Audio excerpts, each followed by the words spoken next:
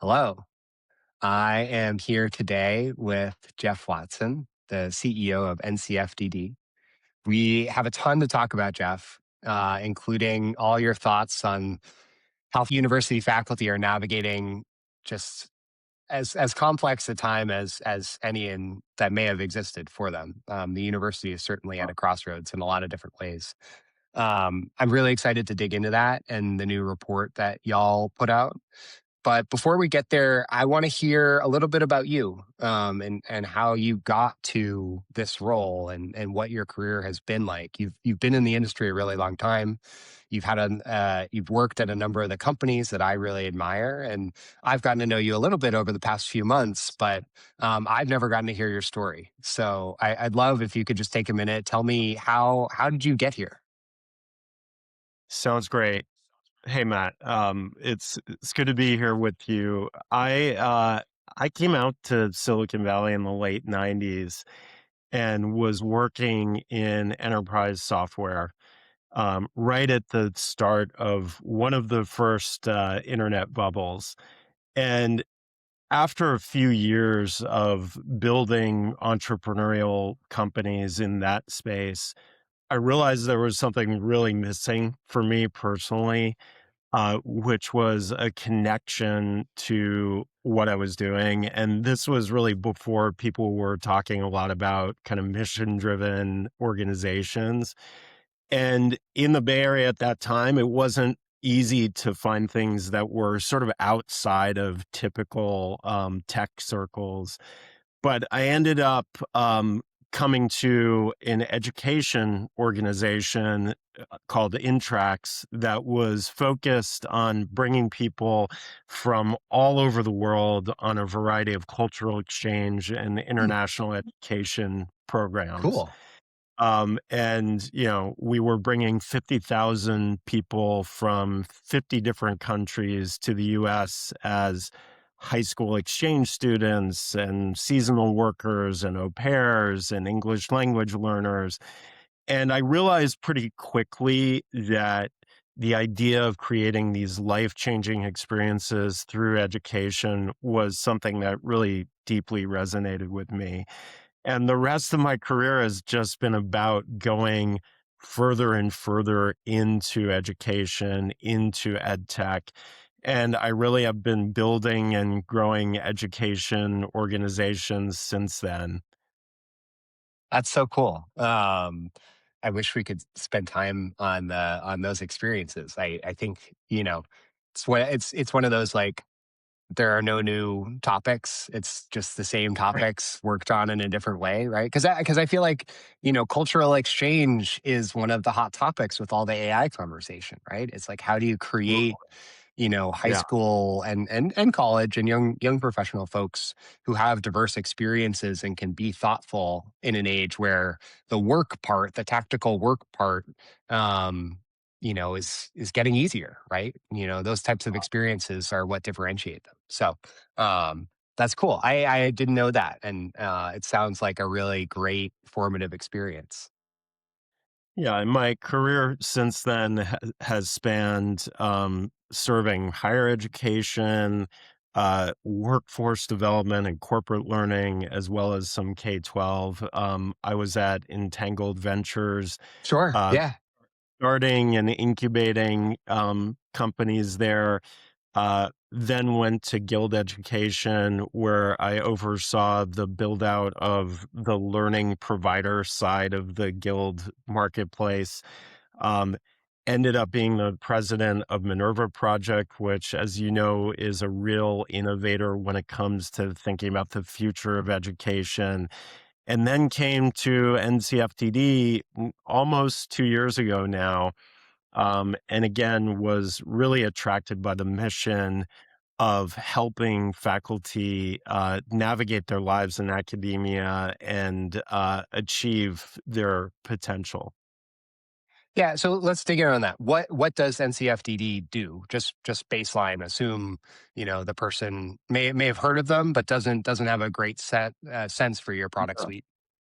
We're really a leader in the faculty development space, and we focus on what you can think of as outside of the classroom skills that aren't really talked about much, but they're really vital for faculty to reach their potential and have fulfilling careers. And those skills include things like personal productivity, research and writing output, career progression, and well-being. And now, we were founded by a faculty member 15 years ago, who was experiencing all of these challenges. Now things are even more complex in for faculty. We partner with almost 300 institutions of every type you can imagine. And we provide faculty development resources and programs to over 150,000 faculty. Holy moly. Um, yeah, I have a soft spot in my heart for particularly education organizations founded by practitioners. I think there's something in their ethos and their motivations that creates really sort of authentic products. And it sounds like they needed a really good steward for that next evolution of translating that into an even larger scaled operation. But I think that's really cool that this is another sort of practitioner founded organization. Yeah, and NCFDD has been sort of leading the charge in this, a little bit behind the curtains type of category for a long time now. And, I think one of the things we're trying to do, and we're trying to do it with this state of faculty development research report, is really shine a light on the importance of professional development for faculty. And I think that's something that has gone a little bit under the radar compared to other areas of higher education. Yeah. So what maybe another sort of just baselining question before we get into the report of like what are the expectations of a faculty member today, right? And that sounds like a simple question, but I mean it in the like what are the various things that a like aspiring tenure track faculty member is trying to juggle that y'all, Yeah. are trying to help them manage? Yeah, it's a great question, and the burdens on faculty have just been compounded over the last several years. So when you think about things like there is a well-reported student mental health crisis in higher ed. Yeah. Every everything about navigating generative AI, massive research funding cuts across the ecosystem, social unrest on campus. All of those are burdens that are being placed on the shoulders of faculty. So their jobs are just getting more and more complicated. And that is on top of the various responsibilities they have to juggle around teaching and service and research. Not all faculty do all of those things, but most faculty do at least a couple of those things. Yeah. Yeah. And I'm sort of educated guessing that a big part of the state of faculty report that y'all put out was trying to, at the very least, articulate some of these challenges that you're bringing up and bring attention to them. Um, am I off base there? Is that right? And maybe what are some of the things you uncovered? Yeah, I mean, you're totally on the right track. I mean, we wanted to get a pulse around the needs and beliefs from faculty's standpoint, and we ended up surveying over 1,000 faculty from all different types of institutions and disciplines. So there's high confidence in the data. Um, and I think what we want to do is shine a light on the importance of faculty success, Sure. right? If you go on a college tour, almost anywhere, one of the things that you will hear leaders at the institution talk about is how faculty are the heart of the institution or the lifeblood of Totally. the college or university. Um, but the data actually tells a different story from our state of faculty development survey report. And so it was really the aim was starting to quantify some of the things that we were seeing every day, hearing from faculty who are using our resources or in our programs, and really getting a baseline that we can then track over time. And we can also help institutions sort of find their way in supporting faculty. Yeah, it's sort of funny. I feel like the narrative around universities for the past 10, 15 years has been all about, the infrastructure of the university, the lazy rivers, the dorms, the dining halls, et cetera. And I think that's a really good point you make that like at the end of the day, when you go on a campus tour, one of the main features, if not the main feature, is the faculty. And on some level, it's like they almost get taken for granted Yeah. in their role on campus. I think that's Yeah, Yeah, I think that's right, Matt, and that you use the word infrastructure, and actually one of the things that came out of the survey report is that faculty professional development really should be thought of as essential yeah, infrastructure totally. in the same way that that an institution would think of classrooms or labs or the technology you use to run the university. It is that level of importance. So what else did you guys learn from the report? I want everybody to read it, and I know there's a ton Yeah. of really interesting data, but what are some of the things that sort of stuck out to you of, wow, that's Uh, surprising, or like, wow, I knew that was true, but holy moly, that is really true. yeah. I think the biggest thing is that there is a massive faculty support gap. So more than 77% of faculty surveyed in the report say that professional development is more important than it's ever been.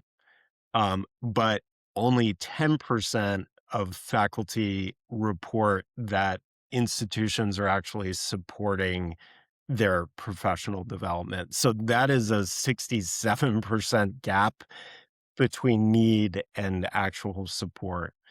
Um, and alarmingly, over 70% of faculty surveyed said that the amount of support or the investment in professional development has actually decreased over the last year. So I think that is something that we're concerned about because Yeah, this is coming from the very people we're asking to educate our children, to right. mentor them, to drive critical research that helps propel medicine and technology and many other fields forward. Um, so I think for us, there were some really eye-opening pieces of data that came out of the survey. And and what's next, right? Are you going to do this every year? How would you think about helping university administrators interpret it, and what are y'all going to do to help support that interpretation? Yeah, I mean, we are going to do this every year, and we want to get a longitudinal view of the data. And, our hope is that it really speaks to both faculty and gives them a voice that they may not otherwise have. But then also importantly, send some key messages to leaders at universities about what faculty need in order to thrive in their careers. And it's really about matching up that belief that faculty are at the heart of the institution with the appropriate supports. And when you read some of the kind of qualitative comments you get in the survey, one faculty member mentioned that support disappears just as expectations increase, right? Another describe the lack of institutional support as a quiet withdrawal from faculty development altogether, which is both a little disturbing, but also heartbreaking, right? Yeah, Again, totally. these are the people who are really driving the experience for students, and they're also driving important research and other parts of the university. Yeah. I so if you were a faculty member, like putting yourself in their shoes, what are some of the types of resources that you think you'd be seeking out? And, obviously one of them would be training opportunities from NCFDD, but but Sure. but beyond Although, but it, yeah, let's take that as a given, right? But where would your head be going? Like where would you be looking for information that might be helpful? well, I'll tell you, it doesn't have to come from my thoughts. We have data on it from the Okay. survey. So, it's not all gloom and doom, right? One really positive thing is that I think faculty are really clear about the types of support that they need. Okay. Um, so I'll give you an example. 77% of faculty identified well-being as a top priority. And then that was followed by time management at 72%, writing and publishing productivity at 71%, mentoring and leadership development. So actually, in 8 of the top 10 development categories, more than 60% of faculty reported high need. So the good news is, if you're an institutional leader, there's a clear roadmap for what faculty need. And it's really just a question of how do you follow that roadmap and how do you do things like scale faculty development? Yeah. Yeah, that makes a lot of sense.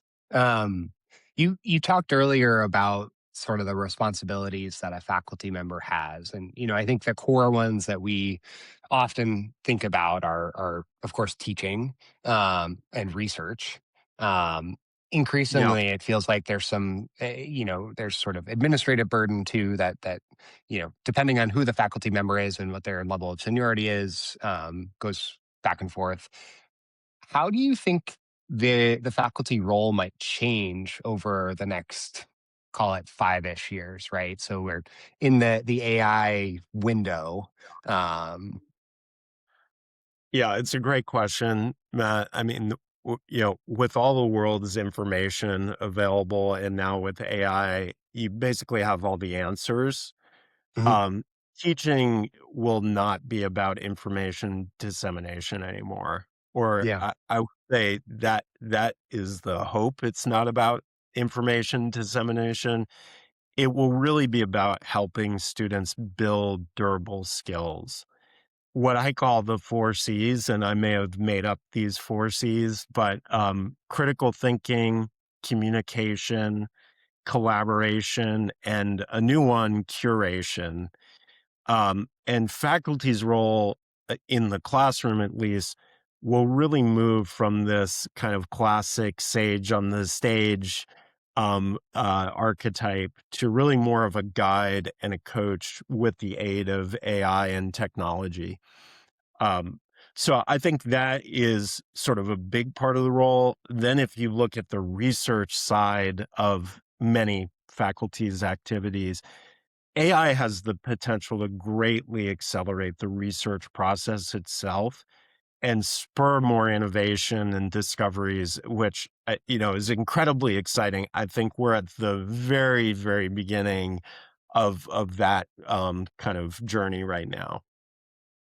Yeah, I think one of the interesting things that I think about related to university faculty use and research use of AI is, with like my job, most of the things that I hand I sort of know what the output's going to be, and I know sort of what good and bad looks like. Yeah, It's sort of funny to think about hypothesis driven AI in that yeah. you're sort of looking to I guess you're looking to disprove the hypothesis, but like, you know, if you're in just an open-ended AI loop, it's like you could Yeah. use up all the compute in the world and you may or may not actually be able to disprove it. So I'm super interested to see how faculty and other, even non-university researchers harness AI to do novel research, and whether and how that affects our ability to do that.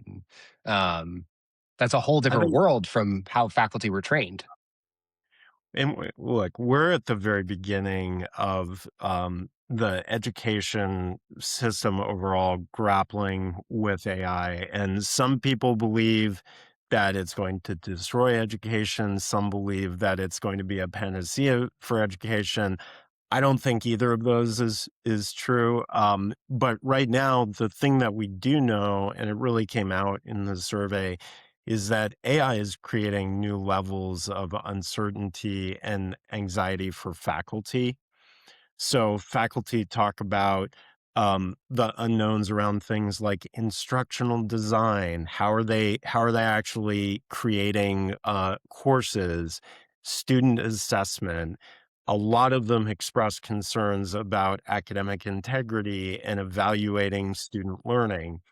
Yeah. One faculty in the survey said students are using AI to complete assignments. That's happening all over the place right now, and it's unclear what counts as learning anymore. And that's a really interesting and kind of profound statement, right? And at the same time, faculty talk about a lack of clear institutional guidance, and it's really leaving them feeling even more isolated and kind of directionless in their day-to-day jobs. So I think that's something that we really have to, as a community, get a handle on. Yeah, and I think sort of regardless of the direction that it goes, and we were talking about this before we started recording. You know, I think as more of the like quote unquote work can be done by AI, um, it puts more and more of an impetus on the people side and making sure that you take Yeah, care of your people. It's making sure that ASU GSV that I'm checking in with the folks that I interact with all year, yeah, but only get to see a few times. And I think that you can tell me if I'm wrong, but I think that translates to faculty too, of like the people component of their job, both yeah. taking care of them as employees, but also their role developing the young people or learners of every age, um, in our society just gets magnified. Yeah, it's really interesting, Matt, because I think academia, in many ways, by the universities themselves, is not thought of as a career in a sense. And if you look at the corporate world, there are all sorts of systems and mechanisms. I'm not saying they're all effective for training and upskilling employees, but in academia, it's always been a little bit of informal, kind of Figure it out. development. You Yeah. figure it out, you go, and very old school concepts around mentoring, that there's like a single kind of guru who can mentor a faculty member. And I think those things are really being exposed now. And if we are serious about faculty being the center of the university, I think we have to be serious about helping them develop professionally. And that's a big part of what NCFDD is trying to do. Yeah. That makes a lot of sense. And I think it has outsized importance in today's day and age, right? Where there's so many unknowns in the world that, I would hope that our universities take that challenge really seriously, and are willing to invest Yeah. in their development. Yeah, I hope so. And I think about, maybe as an analogy, another part of the kind of university mix, which is student success. 15 years ago, that was barely a concept. The idea of really helping your current students be successful and retaining them. All the focus was on bringing in new students. With things like the demographic cliff and declining student enrollment, um, over the last 10 years, there is extreme focus on making your current students successful. And I think that's a really good thing. And that's something that uh, I hope we are going to see on the faculty success side over the coming, several years.